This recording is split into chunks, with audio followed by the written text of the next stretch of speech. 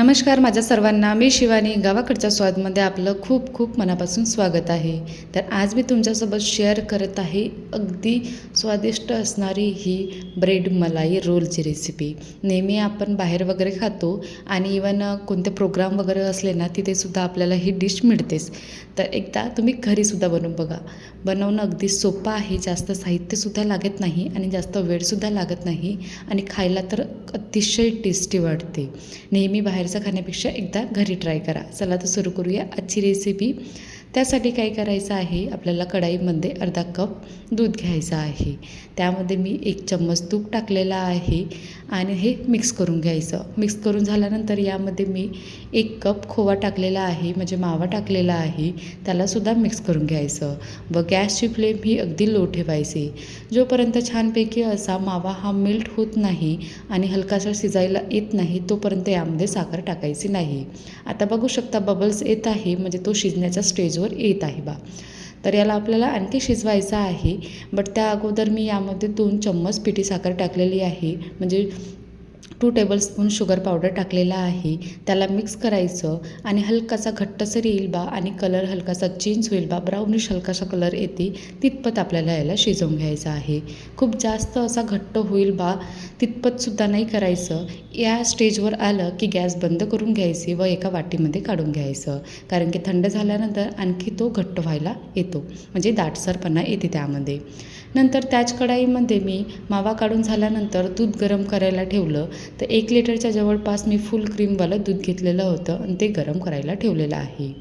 नंतर त्यामधलं अर्धा कप दूध आणखी घेतलं, 1 लिटरमधलं नाही, दुसऱ्या याच्यामधलं. आणि त्यामध्ये आपल्याला 3 चम्मचच्या जवळपास मिल्क पावडर टाकायचं आहे. या ठिकाणी मिल्क पावडरच्या ठिकाणी तुम्ही कस्टर्ड पावडरसुद्धा यूज करू शकता, जेणेकरून कलर आणि टेक्स्चर छान येईल यासाठी. बट मी ते कस्टर्ड पावडर मला आवडत नाही त्याची टेस्ट, म्हणून मी कस्टर्ड पावडरचा यूज नाही केलेला आहे आणि मिल्क पावडरचा यूज केलेला आहे. त्याची स्लरी तयार करून घ्यायची आहे आणि जे दूध आपण शिजायला ठेवलेलं होतं त्यामध्ये हे मिक्स करायचं आहे, जेणेकरून घट्टसरपणा येईल बा आणि छानपैकी असा क्रीमी टेक्स्चर लागेल बा, म्हणजे टेस्ट लागेल बा. नंतर त्यामध्ये मी थोडंफार केसर टाकलेलं आहे, त्यालासुद्धा मिक्स करून घ्यायचं आहे व आणखी छान कलर येण्यासाठी यामध्ये फूड कलर यूज करू शकता. तर मी यामध्ये हलकासा फूड कलर यूज केलेला आहे. सपोज तुम्ही कस्टर्ड पावडर यूज करत आहात तर कलर टाकण्याची बिलकुल आवश्यकता पडत नाही, कारण की कस्टर्ड पावडरलाच छानपैकी असा येल्लोइश लेमन कलर येऊन जाते, तर त्यामध्ये आवश्यकता पडत नाही.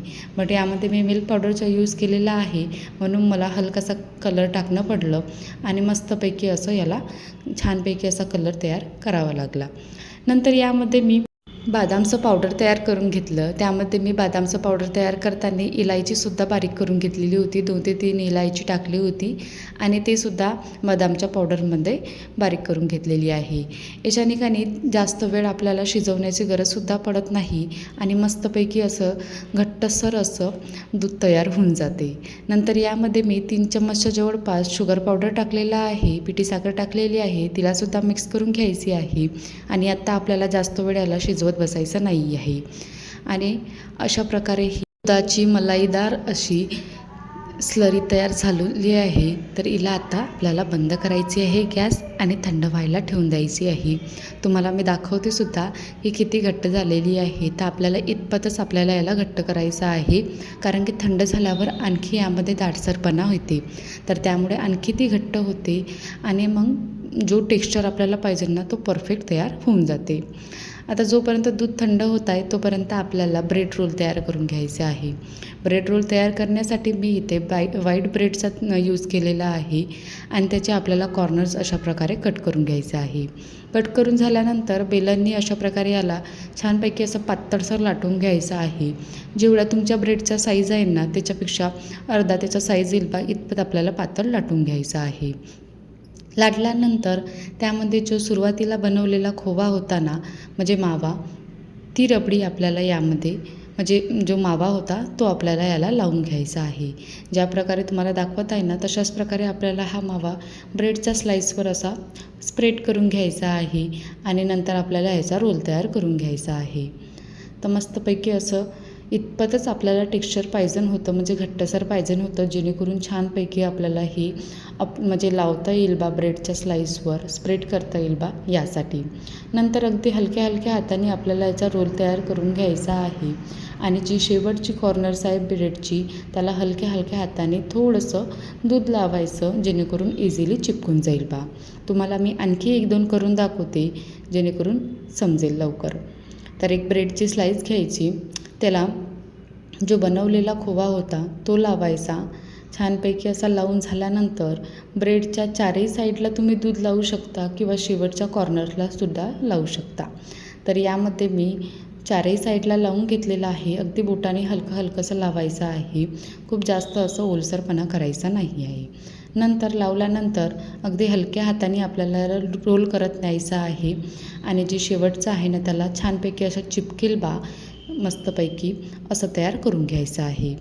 आता मी हे बाकीचे काही 2-3 मोठ्या आकाराचे बनवून घेतलेले होते आणि काही छोट्या आकाराचे सुद्धा रोल तयार करून घेतलेले होते, कारण की माझ्याकडे जे सर्विंग डिश होती ना ती छोट्या आकाराची होती, त्यामध्ये मला सर्व करायचं होतं.